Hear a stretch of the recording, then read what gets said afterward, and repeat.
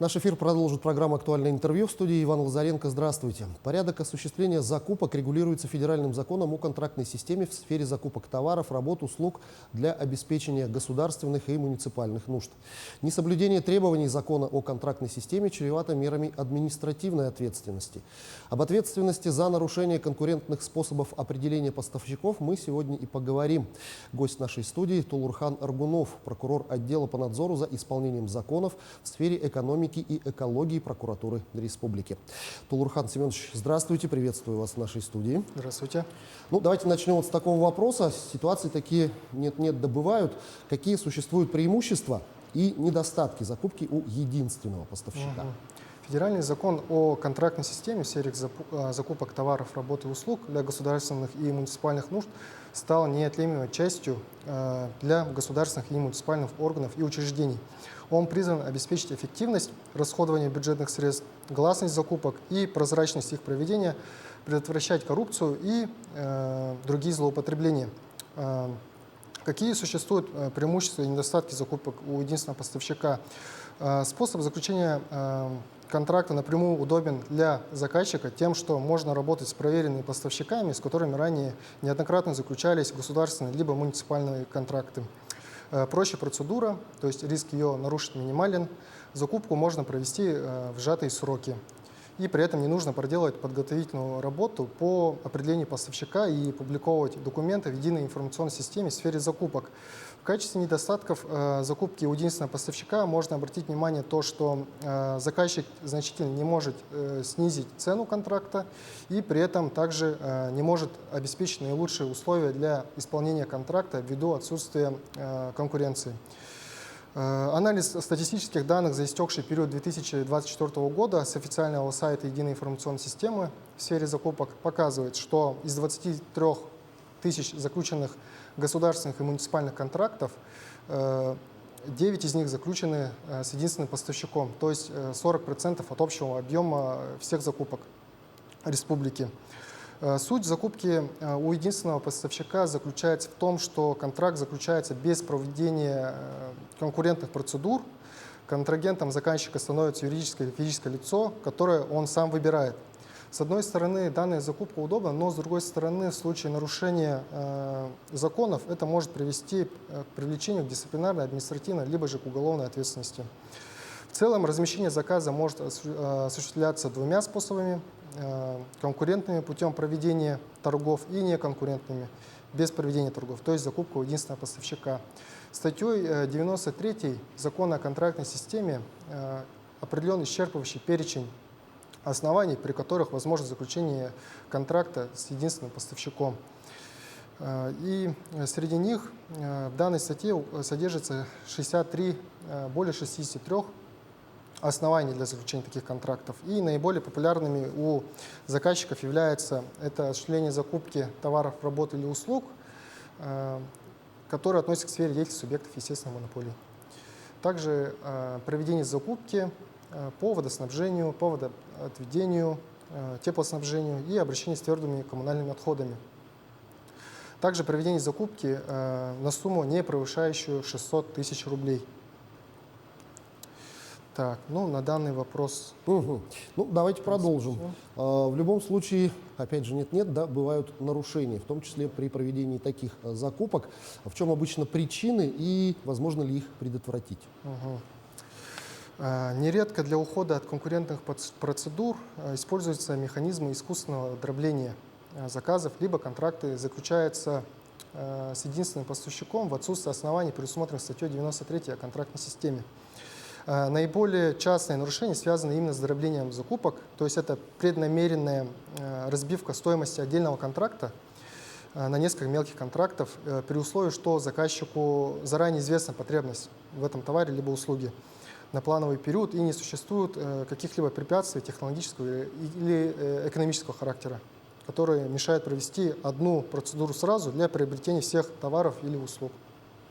Вот конкурентные процедуры, о которых вы упомянули, какие виды конкурентных процедур определения поставщика предусмотрены законом? Закупка же по конкурентной процедуре подразумевает, что в торгах примут участие все желающие, и при этом заказчик устанавливает требования к объекту закупки и участникам торгов.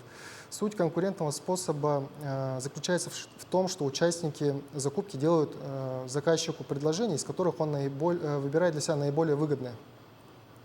При выборе победителя заказчик руководствуется такими критериями, как цена товара, работа услуги или условия исполнения договора. В настоящее время законом о контрактной системе предусмотрены 3 способа определения поставщика конкурентными способами.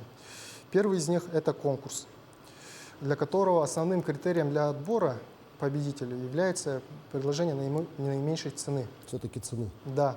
Далее у нас идет аукцион, для которого критерием отбора являются помимо цены также и другие характеристики. Например, нестоимостные характеристики, такие как наличие опыта у поставщика на рынке, наличие финансовых и трудовых ресурсов для полного исполнения контракта и также запрос котировок в электронной форме, для которого, как и для конкурса, основным критерием отбора является цена, но он отличается от конкурса своей процедурой и сроками проведения. Более упрощенная система. А чем руководствуется заказчик, когда выбирает, каким способом ему объявлять конкурс обычно? С учетом статьи 93 Закона о контрактной системе, он выбирает, имеется ли у него наличие вот этих оснований, которые предусмотрены данной статьей. При отсутствии данных оснований он уже исходит с учетом его потребности. То есть в случае, если у него имеется желание и необходимость приобрести товары в рамках аукциона, то данный перечень утверждается правительством Российской Федерации, в котором указаны определенные товары и услуги, которые подпадают именно под аукцион. Именно под аукцион, да? Да. Ага, все. Давайте поговорим об ответственности. Предусмотрена ли какая-нибудь ответственность за нарушение при заключении контракта с единственным поставщиком? По приведенному примеру, связанному с дроблением закупок, предусмотрена административная ответственность по статье 7.29 Кодекса Российской Федерации об административных правонарушениях. Эта статья устанавливает наказание именно за неверный способ определения поставщика, то есть неверный способ закупки. В данном случае должностному лицу грозит административный штраф в размере 30 тысяч рублей. В данной же статье в части 2 указано о неверном способе закупки, тогда как должны были провести именно конкурс или аукцион. За это грозит штраф в размере 50 тысяч рублей. Кроме того, возможна ответственность по статье 14.32 Кодекса Российской Федерации об административных правонарушениях за заключение антиконкурентного соглашения. Должностное лицо подлежит штрафу в размере 50 тысяч рублей, либо дисквалификации на 3 года. Также предусмотрена и уголовная ответственность. Основные риски при заключении контракта с единственным поставщиком, подрядчиком либо исполнителем – это завышение цен на приобретаемые товары, а также оплата с заказчиком фактически неисполненных обязательств, либо же ненадлежащих исполнению. А также данные правонарушения чаще всего связаны с хищением бюджетных средств. Виновные лица подлежат привлечению к уголовной ответственности по статьям 178, 200.4 и статье 285 Уголовного кодекса Российской Федерации в зависимости от совершенного состава преступления. Расскажите, пожалуйста, те проверки, которые проводит прокуратура, на что особенно органы прокуратуры обращают внимание? В первую очередь органы прокуратуры республики особое внимание уделяют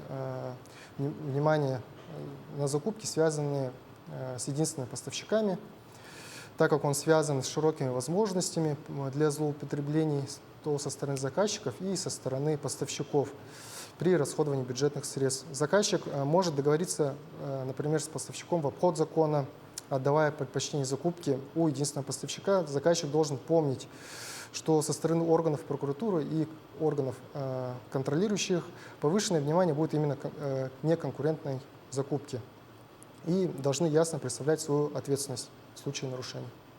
Ну, а что еще важно знать и понимать, учитывать при неправомерном заключении, умышленном, я так понимаю, контракта с единственным поставщиком?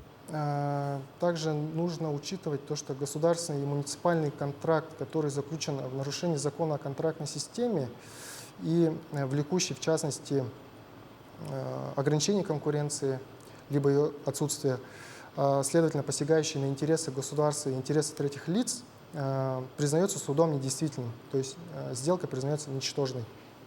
При недействительности сделки каждая из сторон обязана возвратить другой все полученное по сделке. В случае невозможности возвратить полученное в натуре, возместить его стоимость придется в денежном эквиваленте. Ну и, наверное, последний вопрос в завершении, если не секрет, конечно.